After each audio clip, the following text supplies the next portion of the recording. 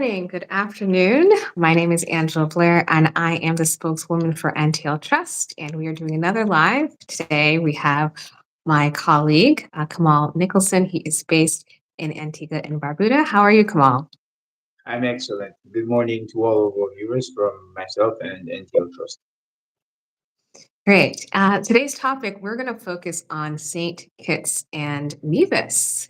Interestingly, they were the first Caribbean, if not the first country in the world in 1984 to start the Citizenship by Investment program. And I was there on the ground last year, and it is one of the most beautiful places I've been to. And also, Kamal, is everything okay? Yes, Yes, that many clients, families, investors enjoy going to. Kamal, can you share more about, start your impressions of St. Kitts and Nevis and their program? right. So the St. Kitts and Nevis program was created in 1984. Actually, one of the oldest programs in the citizenship by investment sphere. The initial Caribbean program. It's not the oldest program in the world, but it's the oldest Caribbean program. And it has definitely grown from strength to strength and withstood the test of time. They have a unique setup in terms of their donation options and their real estate options, but we'll touch on that as we go along. Great. And I've heard of St. Kitts as an American from Massachusetts. We have the coast like Nantucket and Martha Vineyards not too far. And that really, St. Kitts and Nevis, a two island nation. How many people are actually the population of St. Kitts and Nevis? Do you know? Yeah, sure. It's a very small island. It's two islands, as the name implies. St. Kitts is one island, Nevis is the sister island, and it's one federation. But they have roughly about 140, 150,000 people living on the island as locals, plus a very robust expat community as well. Should be another 10, 20,000 individuals at any given time. Excellent. And I see someone commented, would love to go one day. And feel free to share currently and in the replay where you're watching from. But when I traveled to St. Kitts and Nevis, because many people don't know how do you get there, traveling to islands can be a bit difficult. So from Europe, I flew from Belgrade to London and then took a train from London to Gatwick. And then from Gatwick, flew all the way to Antigua and Barbuda. And traveling within the Caribbean, that's another challenge. But what's special about St. Kitts and Nevis, in St. Kitts, they do have a private jet airport called Cayenne Jet Airport. For so people that want more privacy and more fast track traveling, you can fly directly in to St. Kitts. So, how would you describe to clients coming from Europe or from Asia, the Middle East, the African continent, or even the US? How do people get to St. Kitts? Okay, so from Europe, if you're flying from the UK, obviously you could have there's British Airways direct flights to St. Kitts with a connecting flight. Typically, that was through the US at one point. We know that US rules are changing a bit now as it relates to the Caribbean, so it remains to be seen how this will impact connecting flights. Again, something for another topic. But there are typically from London or Paris flights from Europe to the Caribbean, and the third flight that was a favorite among some of my clients coming from Eastern Europe was the Frankfurt flight because there's no direct flights, let's say, from Moscow or Poland to the Caribbean. So people would get to Germany and then take the Condor flight directly to the Caribbean. Okay, and what about the US? Places like New York or LA, Miami, or even Canada, Well, Toronto. Do you have people? The US and Toronto have typically never been an issue. So there's always been direct flights to St. Kitts from JFK or Miami. We flew from Miami to St. Kitts all the time. And Toronto, obviously, being a major hub for the Caribbean diaspora in Canada, has also been a getting together point for a lot of flights, direct flights as well to St. Kitts.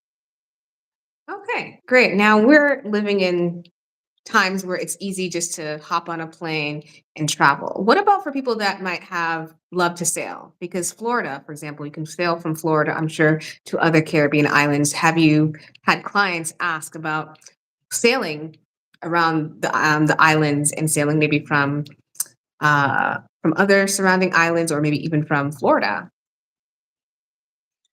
Um, Sailing from island to island is pretty straightforward. So, I think we mentioned in our last live that, for instance, there's the marinas in Antigua, for instance, Jolly Harbor Marina or Falmouth Harbor Marina, and these yachts go directly from Falmouth or Jolly Harbor to St. Kitts. So, yachtsmen are often doing the island hopping very regularly, and a lot of them live on their yachts. Whenever it's season, they Mhm. just cruise around the Caribbean. Like during sailing week seasons, etc. So that's not a problem. Even yachting from Europe to the Caribbean is not a big issue. Like folks sail off from Italy, the southern coast, or Spain, and go across the Atlantic and end up in the Caribbean fairly easily. It's very well developed, has always been a center of that type of activity from its inception. Excellent. And what is the sailing season? Because here in Europe, it's we're approaching spring. So, if you can talk more about the sailing or the yachting season in the Caribbean. Yeah, it's a sailing week in Antigua is around April. So like every year, it's usually around April, um, just before summertime and before the hurricane season sets in. So we have a good season, which is sailing season. Then we have hurricane Mhm. season when there's no yachts, readily sailing around the Caribbean. So. In terms of St. Kitts, I don't think they have an official sailing week, but they have the infrastructure in place. The sailing week was captured by Antigua, but in St. Kitts they still have all the great infrastructure for yachts as well. So Great. So, especially in times like we're living in, it's important to have options or at least know your options of how to and get from places. Because when I flew in from Gatwick, because I don't think there's a flight from London to, maybe there is a flight with British Airways from London to Antigua or London to St. Kitts, but I had to go through one the hundred Gat. percent. Really? Okay. So I went through the other way. But when I first landed in Did you St. fly Kitts, from sorry? Did you fly from Gatwick? yes, I flew from Gatwick So Airport Gat and then to so Antigua. right. Okay. Yeah. So when I first landed in St. Kitts, I was in the resort area by the Marriott International Hotel, which has been there since I think the early 2000s. And it's called the Frygate community. I'm still reminiscing over the different neighborhoods and whatnot. But there was a major golf course. You have the Marriott International, you have the Park Hyatt, you have the Four Seasons in Nevis. So when you're going to St. Kitts, I was just immediately impressed by the beauty, the greenery, the amount of activities. And maybe we can talk more about what type of activities for leisure people can do and the different neighborhoods of St. Kitts Yeah, and sure. Nevis. Sure. In terms of activities, I mean, as is the case in your typical Caribbean island, you start from the hotel, the amenities, golfing, the carnival, which is a yearly event, as is the case with most Caribbean islands. A lot of people fly down to the islands exclusively for the carnival. So St. Kitts has its own carnival as well, and it's a really big deal. It's something I would recommend for people to visit. Separate and apart from that, the historical, monuments that are on each island, that pay tribute to the island's history. A lot of historical parks, museums, etc., for visiting. And I would say, last but not least, the eco-friendly aspect of the island too. So a lot of people, surprisingly enough, just want to get to the Caribbean or St. Kitts just to get away from it all, right? So it's the big city life and the hustle and bustle. You get to the Caribbean, somewhere like St. Kitts typically has a lot of greenery, some aspect of rainforest vibe as well that you could go visit and relax, kick back, and enjoy Mhm. the nature. So there's quite a big amount of activity that is available on the island. Depends on Okay, what and you you would forgot like the most important thing, sailing. I met an in American family. sailing. They taught their young children for sailing, right? And a lot of other water sports. Interestingly, to get between the islands, I took a water boat from St. Kitts at the Park Hyatt. There's like I don't say a buoy, but a place where you get the water taxi, and it's about 8 minutes from one side of the island to the other. And I'm not sure if people do like jet skis or scuba diving, snorkeling. Are there any other activities or water activities that you see clients and families do for leisure? Yeah, we didn't touch on the water activities and the sailing, but yeah, I mean snorkeling, scuba diving, sailing. You bet all of these things are like very readily available in St. Kitts, and it's very affordable. So obviously you may have to compare between service providers, make sure that they're insured, licensed to carry out that type of service. But it's very readily available on the island. Great. And when I went over to Nevis, as someone from Massachusetts, I went to one of the historical museums, and it's Nevis is even smaller than St. Kitts, so it was really nice just to drive in the downtown area and see this museum, go to the harbor, of course, more golf courses, the Four Seasons. And we'll touch more on that property, has their own residency program and Yeah. on some of the grounds. I think the benefits of living, I don't know how big this Four Seasons. Sorry, there's like some background noise on your end? I'm not sure what it is because it's really quiet here. I'm not sure what that is, to be honest. Okay, well, those in the comments, let us know if maybe I'm just hearing, but on my back end, it's everything is very, very calm. Okay, but we'll go back to activities. So when people say think St. Kitts and Nevis, I thought just small kind of island nation. But since it was the first initial citizenship by investment program in the Caribbean, and pretty much set the foundation for other islands to start their own CBI programs. What makes St. Kitts and Nevis, unique and like probably the strongest selling point in the Caribbean? What do you tell clients? The uniqueness of the program is, first of all, the fact that it's a legacy program.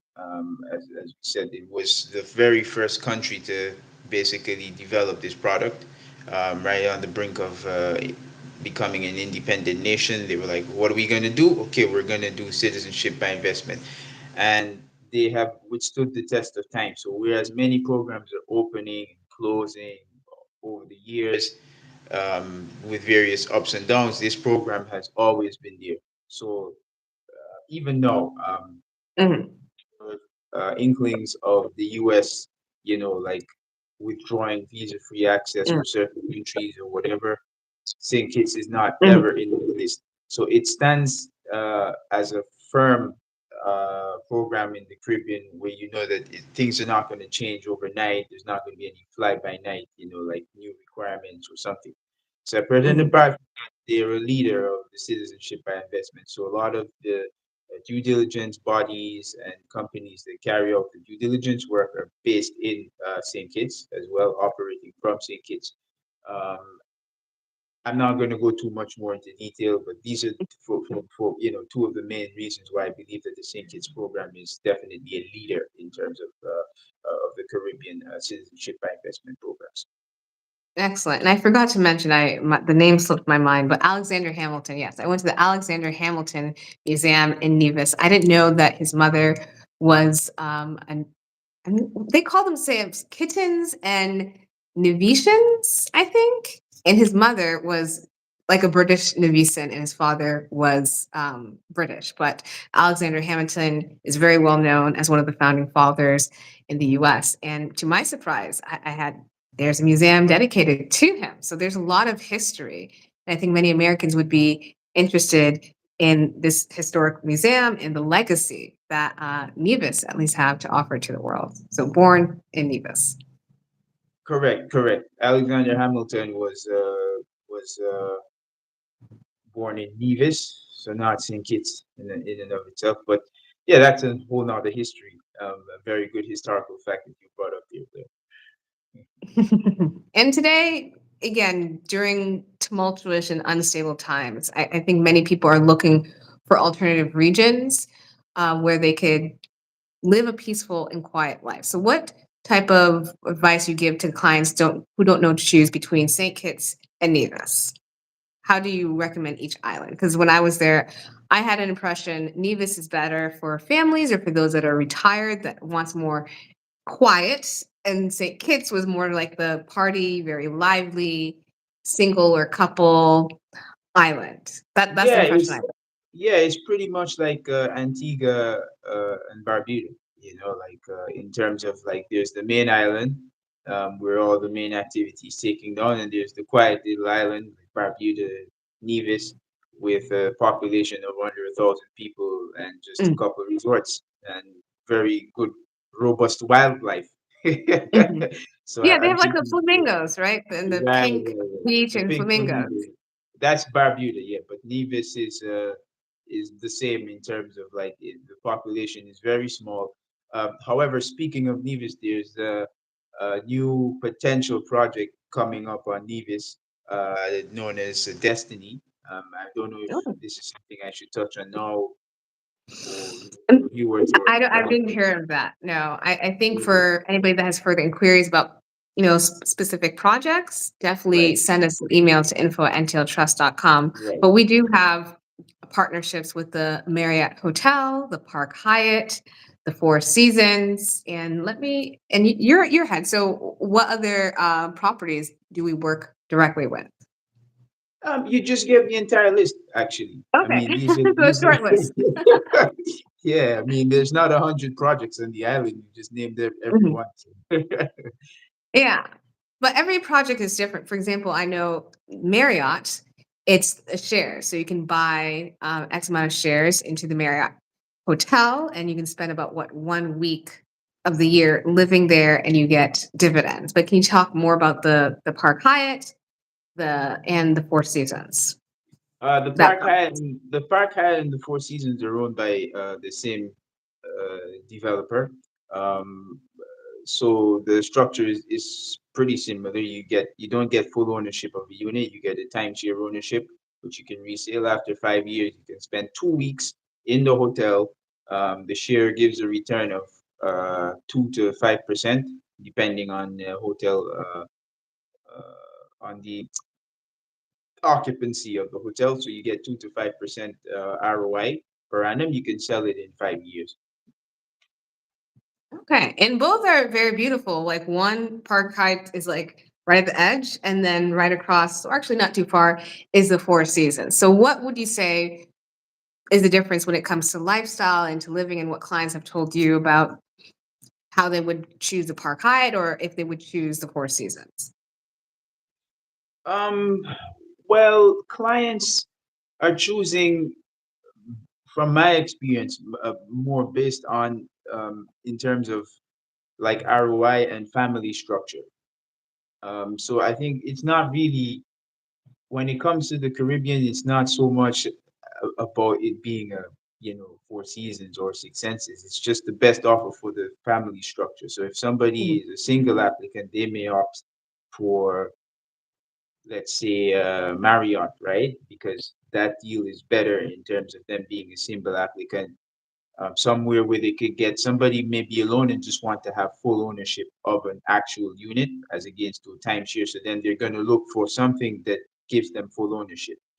I have not come across, from my years of experience in this industry, any single buyer who's, when they say Caribbean, they're thinking one thing: sun, sea, and sand. So they don't even know at first that they have so many options. But then when you mhm, begin to give them the breakdown in terms of like you can get XYZ for being a family of five with an ROI, then that makes the difference in terms of what they choose and what they would like to have. Um, So to answer your question, it depends on family structure and return on investment. I think this is the biggest decisive factor that I have seen in terms of the client decision making.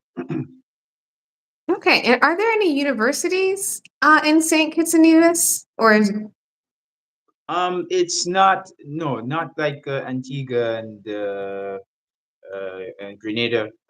I am not privy to the fact that St. Kitts has any renowned in that aspect under its CIP universities. Um, I'm not privy to that fact. okay. So let's move on to talking about the financial system, especially today where people now have the option to pay in Bitcoin or cryptocurrency. Is St. Kitts and Nevis crypto friendly? Yes, St. Kitts and Nevis is very crypto friendly with various legislation passed to actually allow work with the crypto. And another financial strength of Nevis is the fact that they have always, from the inception, done a lot of work with the trusts. Hence, NTL Trust, one of the first companies that have actually been heavily involved in trust work uh, in St. Kitts, and actually this began in 1994 in Nevis, but we can touch on that a bit later as we go along. Okay, great. Or we can touch on it right now because we're talking about trust in money and the financial systems. Like, Right. if an American family or individual moves there, how easy is it to open a bank account? Can I transfer money to and from St. Kitts and Nevian banks? How does that work?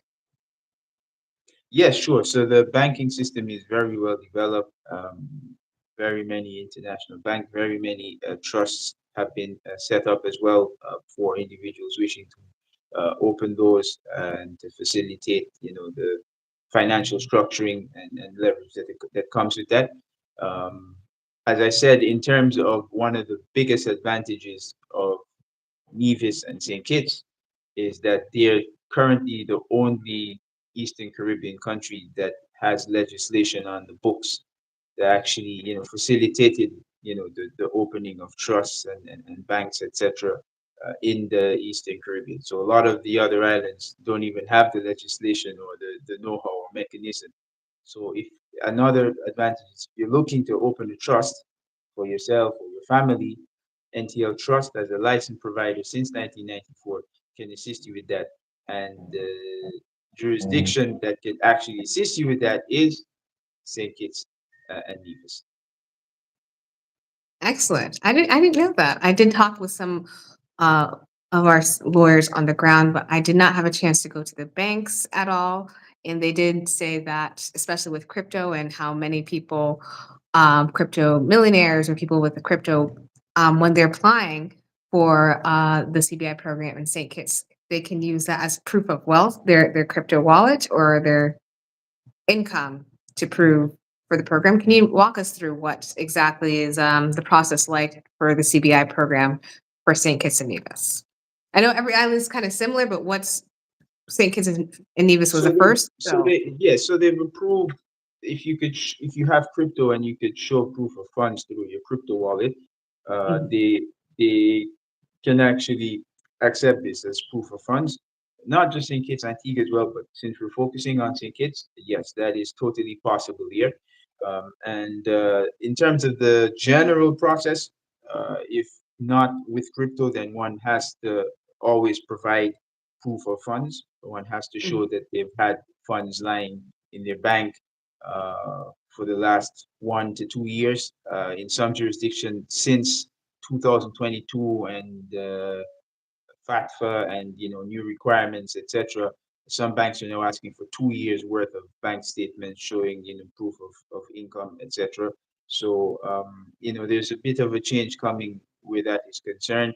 I'm not going to go too much. I'm Mhm. obviously well versed in this and I love it, but I think that's enough to suffice for now. And if you have any further questions, you could always check us at info@ntltrust.com and I'll be happy to answer more directly. Excellent. And we can move forward to, okay, let's see. Driving around. So I haven't had a car in over a decade. And what I've noticed to get around St. Kitts and all the other Caribbean islands, you absolutely need a car. And this American family I that is in the real estate business, they had to import. They chose to import a car. So what is it like if you move to this island? Do you see clients bring their cars? Do you see clients rent or buy locally? How do people get around if The clients who choose to relocate fully to the islands, they typically buy their own vehicles because it's cost wise, it's probably easier to own something if you plan to live on the island for like 10 years or so. For the next 10 years, send your kids to school there. It's probably easier than to rent a car. I can say that renting a car is fairly expensive. I wasn't in Antigua until, let's say, like the last 8 months or so. I was in Dubai and I was in different cities, etc., working. So I relocated and I began to rent a car.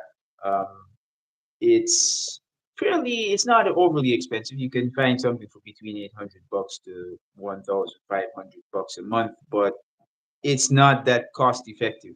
If I planned to be here much longer, I would go ahead and buy a car, but I'm not going to be in Antigua permanently. So hence I chose to just rent it for now. So for the clients who are doing short term stays, 3 months, 6 months, a year, they would typically rent. But anybody who wants to live here, put their family into schools here, etc., they would go ahead and rent a car. Sorry, buy a rent car. buy? Buy, Okay, correct. okay. Yeah. Great. And there's a term we use in the US called snow bunnies. So people who don't want to be in the US during winter or even in other colder states, they go to the south, they go to Arizona. Do you see a lot of clients who want to escape winter for a couple of months a year, head to St. Kitts and Nevis? Absolutely. We have what is called the peak season for tourism, which is exactly during the winter months. During the winter season is when all the clients come down from Europe, the UK, even Russia, Ukraine, um, and a lot of them have second homes here, or they just go on cruises through the US and travel across the world. So this is peak season for us. Whenever there's winter in the bigger countries, all the clients come down to the Caribbean. Right. And year round, the weather, is it warm, mild weather year round? Yeah, the temperature is fixed, plus 27, plus 28 degrees on an annual basis. We don't really see it fluctuating much except during the hurricane season. Sometimes there are cold fronts during the winter season because of the cold air coming down, pushing down from North America into especially the northern Caribbean where St. Kitts and Antigua are located. These cold fronts can sometimes bring our temperatures down to, let's say, 19 degrees, 20 degrees, 18 degrees, but this is the coldest that it gets. Um, Okay. it, yeah, we're a staple in terms of the weather. If you go down south as far as Grenada, they're even hotter because they're right next to the equator. So it's like Mm. super hot there, like plus 47, plus 48 sometimes. You'll find Grenada much hotter than some of the more northern Caribbean islands. Okay. But yeah, our temperature is a staple. Right. So with this kind of stable temperature, a lot of the homes that I went through, the villas or even the hotels, I don't expect homes to have basements, and many of the homes either 2 or 3 stories if it's like a villa. So can you talk more to people who's never been there? What to expect when it comes to home designs? They don't look exactly European. Maybe they have some like the red rooftops, but what do the homes look like, and how are they designed for this stable weather? Yeah, well, Caribbean homes have their own unique design. You're very correct in saying that they don't look European.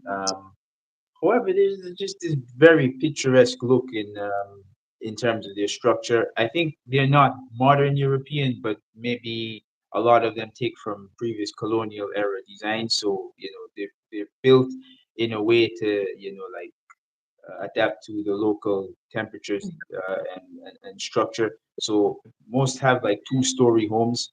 Um, in Grenada, the capital, they have a stipulation that all the homes have this spread roof.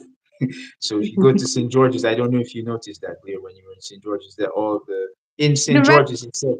that the Yeah. building had like a red roof. If you go outside of St. George's, it's okay, but in St. George's, especially in Mm. the center, everything has like this red roof. I'm So trying to it's think. When I went to the seventh floor in the Marriott hotel and just to see the overall view of the city, I did see a couple of like the red roof hotels. I'm sorry, houses and yeah. villas in In the in in, hills and flatlands. in St. George's in particular, this is not a feature in most Eastern Caribbean capitals Mm, because there's no stipulation that they have any, but in St. George's in particular, mm, it's along with the red roofs. But generally speaking, across the Caribbean, because of the hurricanes and other potentials for natural disasters, people have built like two-story homes, and then they have basements and cisterns as well. Cisterns wide so that they could capture the natural water. A lot of people, instead of opting for the government-run system, have their own cisterns so they catch their own water and like filter it. A lot of the islands have issues with water, even though they're surrounded by sea. Some countries like Antigua and Barbados, because they're so flat, they don't have a huge rainfall, right? So obviously, drinking water in its most natural form comes from rain, right? mhm. So they have to compensate for that by using cisterns, etc., and also building desalination and reverse osmosis plants to We have that in St. Kitts. I visited the right. desalination plant, which And is in in Antigua, partnership with the Marriott International yeah, Hotel. and in Antigua as well. So they have the reverse osmosis plant, which captures water from the sea. Yeah, but for St. And Kitts, though, for St. Kitts, right, focus. and for St. Kitts, yes, yes, yes, yes, yes. So the typical Caribbean home would be a two-story home with a cistern, a basement, usually stone houses, stone structure, etc. 2, 3 bedroom. It's your standard.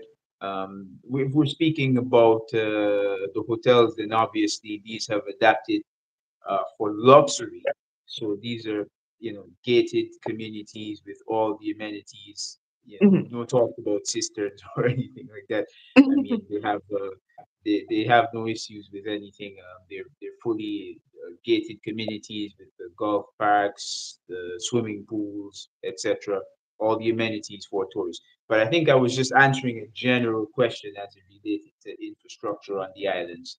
When I mentioned the two-story homes with the cisterns and the basements, etc. In response to your question. Great. So, one gated community, I think is the largest one, Christoph Harbor.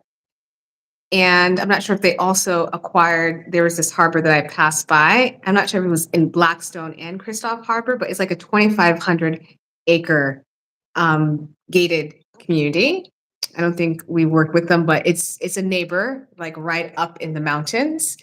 And in regards to the scenery and the weather, like you have such beautiful nature. I mean, when just driving up the mountain, there's Frygate community. I was in Frygate community. And when we drove to the Park Hyatt, which was about a 20-minute drive from the Marriott International, it was a very scenic and beautiful view. And when I went to Nevis, you forgot to mention that they have a volcano. And that volcano, actually, the roots, they have some what is it called? When you the spring, the what not the hot springs Hot where it has springs, the yes. heat. Yes, Yes, yes, yes, yes, which is a yes. World Heritage Site. So that Yeah, not that I think it's active or not active, but that volcano heats up the hot springs, which is really yes. amazing.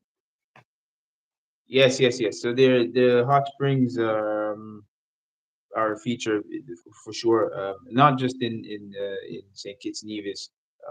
There's some other islands like Saint Vincent that are more well known for having hot springs, and some even have active volcanoes. And Montserrat, for instance, which had a live volcano within the last decade or so. But I'm not going to go too much on that. It's for a separate topic. Yeah, so focusing on St. Kitts, but for Yes. Nevis, and I learned the original name of Nevis. I made a short video about this, but Nevis, the locals or the original people, they call it the Queen of the Caribbean. Like that's a kind of a nickname for Nevis, the Queen of the Caribbean. That's a And good one. I mean, I can't help you there. I don't know what the local name. You mean the original name that was given to it yes, by the early inhabitants. In mhm. Antigua, I know it was Waladri, and so sometimes the present local Antiguans play on that word and call it Wadadli. Yeah, but Um, for St. Kitts and Nevis, but I that's what I don't want to know. Yeah, focus. I don't You know don't what know? it is. Okay. I'll be honest. It's Okay, one so no, thing. no, but for Nevis, I know they call it like the quote unquote the Queen of the Caribbean, and then they have the volcano. There's the World Heritage Site. I did visit some of the natural hot springs, and there was that time was very compact. But I did interview a Norwegian couple who built a hotel, and we'll put that on our YouTube channel because when many Europeans think of the Caribbean, they either holidayed there as a family and eventually thought, you know what, I want to live here permanently. I want to buy a property because many Europeans have strong passports, right? So, what do you tell clients or for those out there thinking, I don't really need a passport or another citizenship? Um, how can we say what are the benefits of maybe becoming a kitten, as they call the Saint Kitts call themselves? What are the benefits? The benefits of you becoming a Kittian. Petition, sorry, petition. I keep on Yeah, saying yeah. kitten. Oh, yeah. I just wanted to verify. Yes. So St. Kitts is a very stable uh, Commonwealth country with a very robust economy, located in one of the most beautiful regions in the world. I mean, what other benefits could one be looking for? I mean, so you have a country that is a part of the British Commonwealth with a very stable political and economic system. The currency is pegged to the U.S. dollar already 40 years, so the economy is stable. There are free and fair elections held every 4 to 5 years.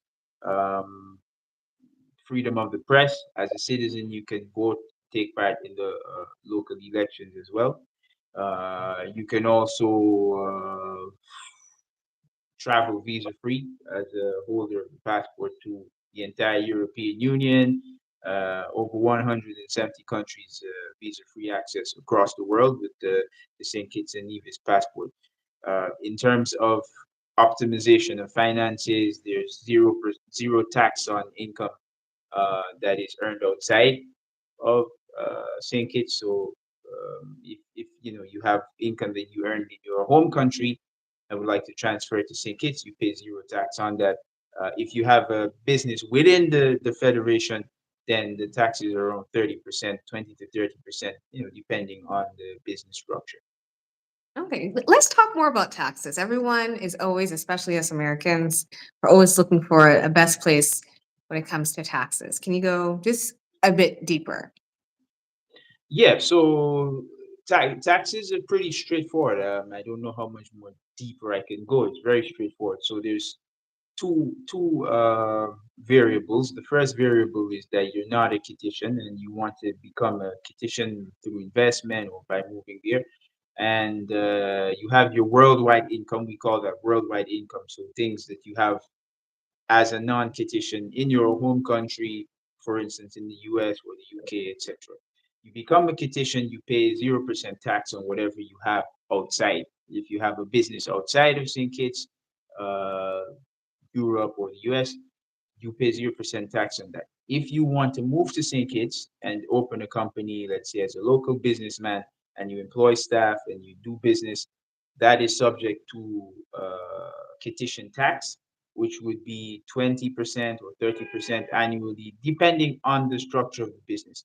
Also, there are international business corporations that we register or assist clients in registering for clients. International business corporations are not subject to tax, so you can register an IBC as a petition, do business with it. It's a St. Kitts registered company, but there's 0% tax on that structure, on that particular type of structure. All right, thank you for sharing. And for those watching the future, feel free to send us an email or comment below if you have any further questions about taxes. So, for those that are interested in sustainability, for many homes, do they have solar panels or they just get electricity by electricity? How can is St. Kitts and Nevis a very eco-friendly, sustainable country? Very eco-friendly, however, they're very slow in adapting to the sustainable methods. I would say that as a local, I think it's available, but um, not avidly available, so that you find most are still connected to the electrical grids. However, there has been a big push in recent times within the last 10 years to make the islands more diversified in terms of electrical output, especially with the rising cost of oil and gas and with major instability now across the world in some of the world's biggest oil producing nations. There have been a huge push uh, to diversify and to focus on renewable energy. Okay. Okay. And let's turn to the Marriott Hotel because they have a unique pathway for the citizenship by investment. They call it the public benefit option. Can you talk more in detail about, for those that love, the Marriott is a very well known brand around the world, but this specific option and program in St. Kitts is quite unique. Yeah, sure. So the public benefit option is it differs from the donation option and real estate option. So it's basically sort of a public offering that allows the investor to basically place their funds into this mechanism and receive timeshare ownership of the unit as well. It's also unique because it allows for more than one, let's say, investor. So it could be a sort of a group offer as well. That let's say there's a group of investors that would wish to like invest, Okay. and yeah, So, can anybody apply for the Marriott public beneficiary option?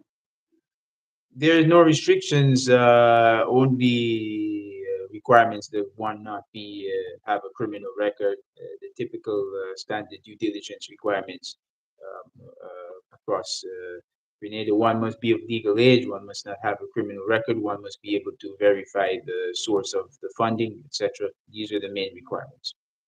Okay, great.